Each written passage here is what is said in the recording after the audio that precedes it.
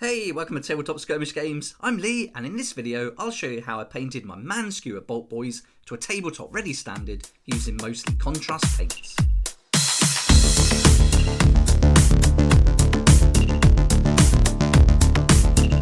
Here's the model we'll be painting in the video today, but as I do paint this one I was also painting the other two models just to speed things up a bit. And this guy's all primed with a Citadel colour Wraithbone contrast undercoat paint ready to get going. And if you want to see how I did the base for this guy, then check out my how to base Kruleboyz videos where I go through exactly how to make it, nice quick and easy techniques, and again looking for that tabletop ready standard. I'll list all the paints we use in this video in the description below. I also put a link to Element Games where you can save up to 20% off the RRP, and the brush I mostly use throughout the video is a Kolinsky synthetic brush, number 2 size, which is great for this kind of model. Okay, let's get started with the contrast Snakebite leather, and this is going to go all over the base. And now for this I'm using a different brush, just a big chunky old brush, no specific brand, just a cheap brush, but it holds a lot more paint, and I've got that bristles of that brush nice and wet, so when I get that contrast paint on there it really spreads out nice and easily. I'm just looking to put an even coat over the entire base, but avoiding that skull because we'll paint that a different colour. And here you can see now I've painted all 3 of those models and they're all being done at the same time, which really speeds things up. Then we're going to get some skeleton Horde, and that's going to go on the skull. So now I'm down to that number 2 Kolinsky synthetic, and that brush has got quite a bit of paint on for this because it dries pretty pale, but I really want to get it in amongst the teeth and those eye sockets for a nice shade.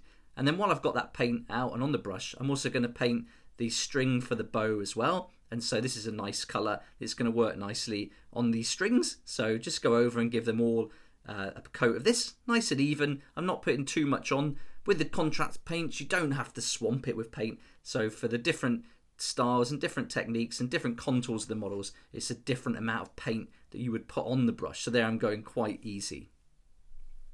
And with that done, we're going to move on to the Leadbelcher, and this is a base paint, and this is going to be for all the metal parts of the model. So here I'm just going to be blocking in every single part of the model that's going to be metal, and so we're just taking our time at this stage. This is probably the longest stage of the whole paint job for this model, and so take your time because any mistakes you make can easily be tidied up, but the tidier you are at this stage just saves you a little bit of time. So if you are looking to speed paint these like I am and doing them all at the same time, then it's really good. Although it's speed painting, we want to take our time and be neat, because getting that really neat crisp lines to the different sections we fill in really benefits in the end model and gives a really nice tabletop finish. So tabletop doesn't have to be quick and scruffy. It can look really nice, it can look good, and so I think just having those nice crisp lines is the key. And just take your time when you're doing the little stages like this, when you're blocking in those main colours, because you really will see any little mistakes later on. So I'm just finishing that up now, nice even coat straight from the pot.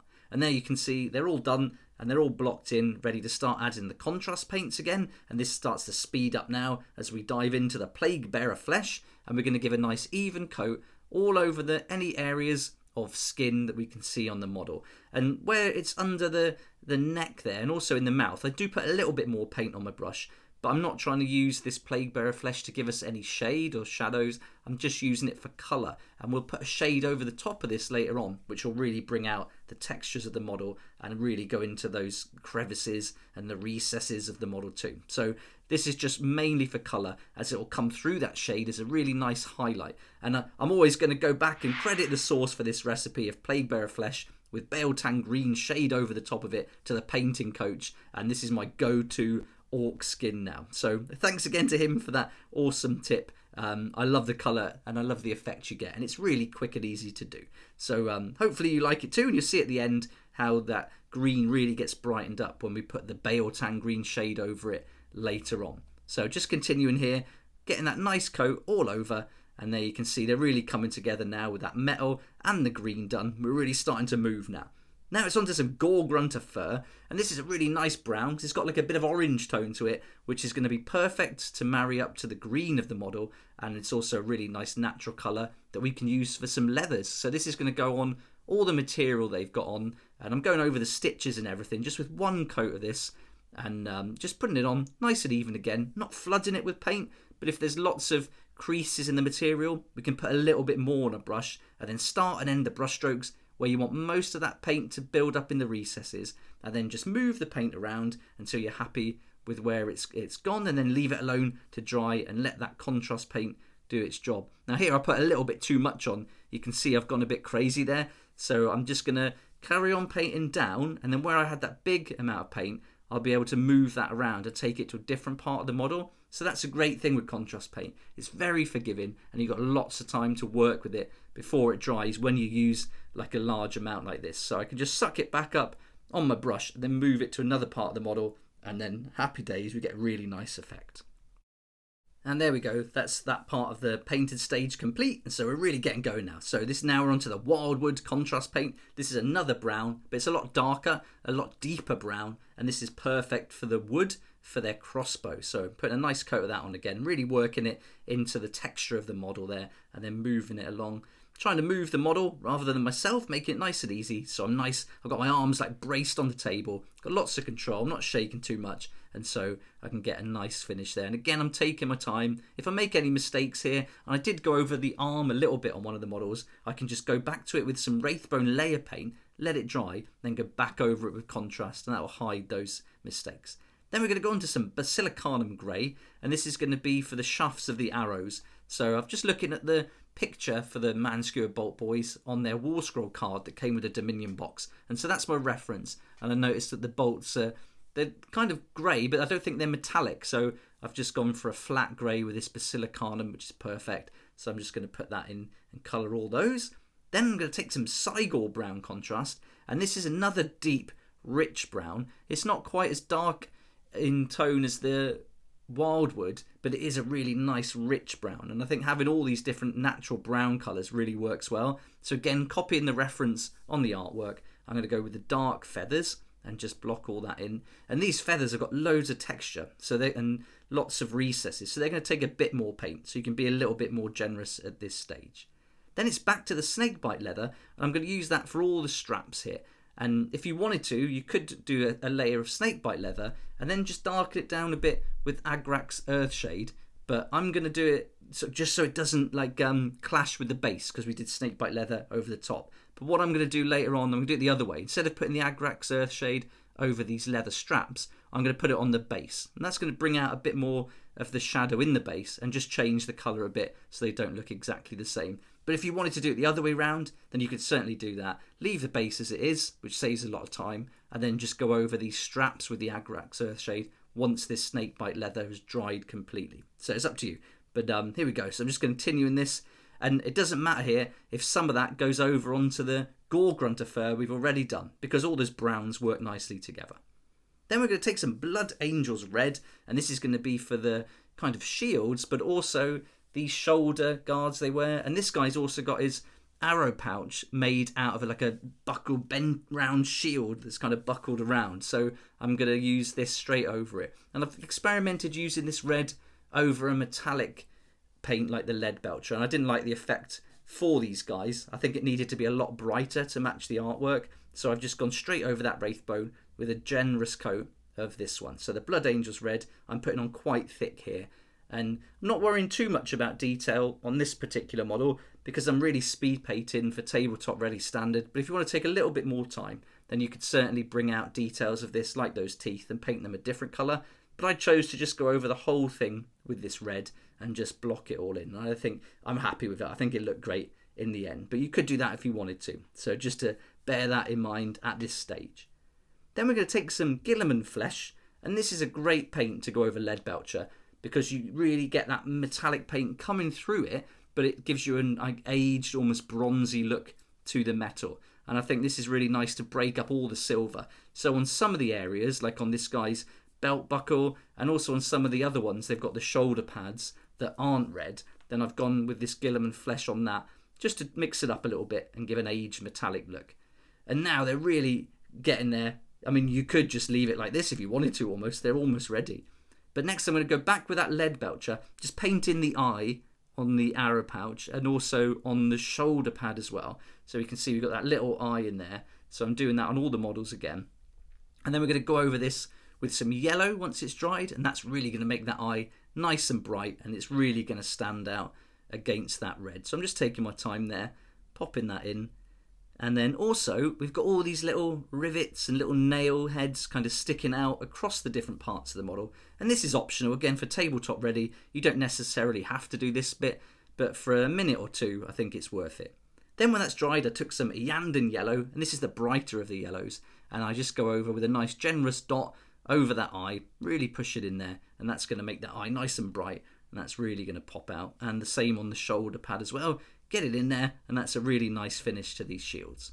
Then I'm going to take some Nuln Oil, and this is the first shade we're going to be using, and this is going over all the other areas of metal on the model that we haven't put any other paints or colours over yet. So anything that's silver really is going to get a nice generous coat of this. This is a lot thinner than contrast paints, so it's really easy to spread around. It likes to go in these recesses, and it gives a nice kind of texture to it, brings out all the textures from the model, and I think it's really worth doing. So this is an important stage to bring this model to life. And on the back, put quite a lot in there, getting it stuck in that part of the model, and then all over the other sections too. And then once we've done that, we're going to move on to these arrowheads and really get it in there. So you can get quite a lot in there. So I'm putting it all over the, not the arrowheads, the feathers and the shafts there. Then I'm going with the Agrax Earthshade, and I've gone back to that big, cheap, chunky brush, and I'm just going to put this all over the base, but focusing mostly on the flatter parts where we want more shade.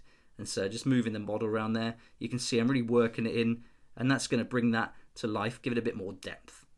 Then we're going to go on to the Biel Tan Green, and this is where we really start to see the orc flesh coming out now. So I'm just going to pop this all over again, a nice generous coat all over the areas we painted previously with the Plaguebearer flesh. And the technique with this is to, again, to start and end your brush strokes where you want most of that shade to build up, and then just push and pull that paint around with your brush, working it into those recesses, all the different areas where the different materials meet to really get that shadow and texture. Then we're going to take some technical paint, some Typhus Corrosion, and I'm just going to stipple this on. So I've hardly got any on my brush here. I'm just putting this over the silver parts of the model, and this is going to just make that look a little bit more dirty. It's just going to change the texture of it a little bit, and I think it's going to work really nicely. And so you don't have to do this. This is an optional stage, but I think it's well worth doing.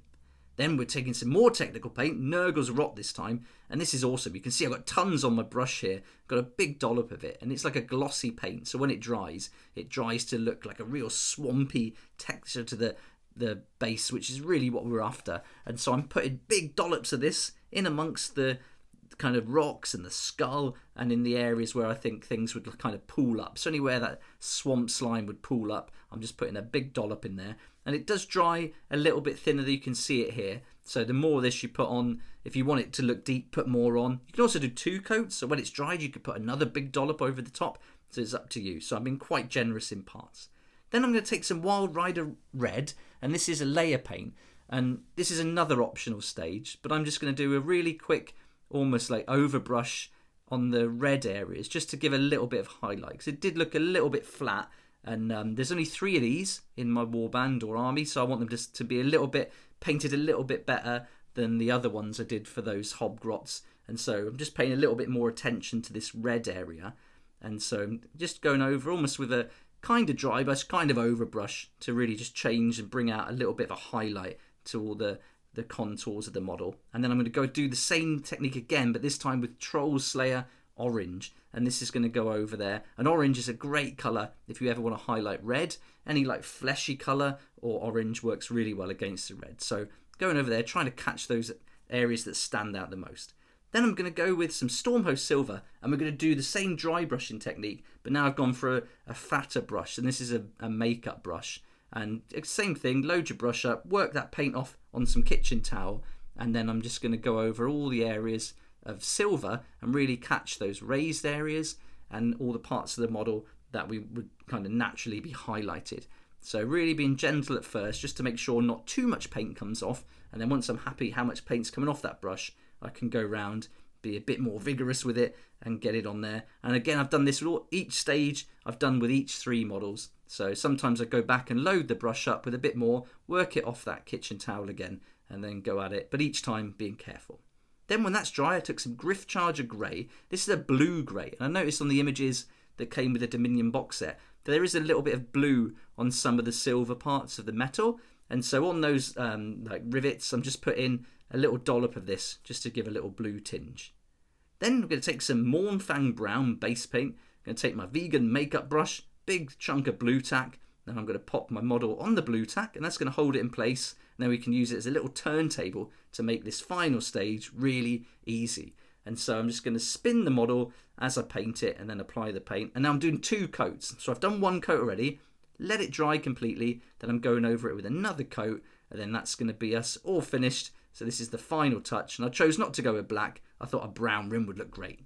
And there we go, there's our Man Skewer Bolt Boy, all painted to a tabletop ready standard with mostly contrast paint, a few technical paints and a bit of dry brushing. I was really happy with how he turned out. The whole Kruleboyz army's looking good and starting to come together really nicely now. And this red and green, all these natural browns, I think work really well together.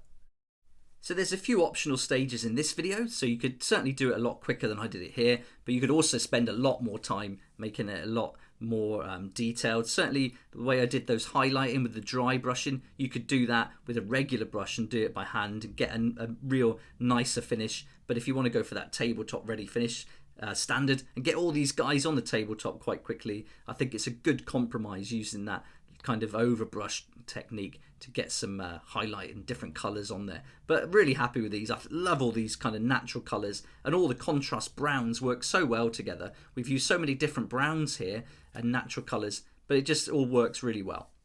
And there you go, all lined up. You can see they're all ready for battle now. So looking great, and really happy with this technique. I love using contrast paints. And I'll put a list of all the paints I did use in this video in the description below. And I'll also put a link to Element Games where you can save up to 20% off the RRP, not just on all your paints, but also on all your game products too. And for every sale made through that link, I get a small commission. So it is an affiliate link, but it won't cost you extra. It will save you that money. And you also support the channel and help me do loads more videos like this. So thanks so much for that support. I really appreciate it. If you'd like to see how I painted the other models from the Dominion box set, then check out my Gut Rippers speed paint video, Hobgrots where I painted all 20 at once. I've also done the Murknob, and I've also done the Killer Boss. And if you want to see how I made the bases for all these models, then that video's up on the channel too, and I'll put a link to it at the end of this video. I hope you enjoyed the video, and I also hope that this gave you some nice ideas about how to get your Man Skewer Boltboyz painted to a decent tabletop ready standard in no time. But for now, thanks so much for watching. Please like if you like it, subscribe for more videos like this, and don't forget to hit the notification bell to join me next time on Tabletop Skirmish Games. If you like this kind of content and would like to support the channel, then please check out my Patreon page, and thanks to everyone who's joined so far. It's really awesome. We hang out on Discord, talk about the hobby, share ideas and help each other out, and you'll get some perks there that you're not going to find anywhere else. So I'll put a link in the description, and it'd be great to see you there.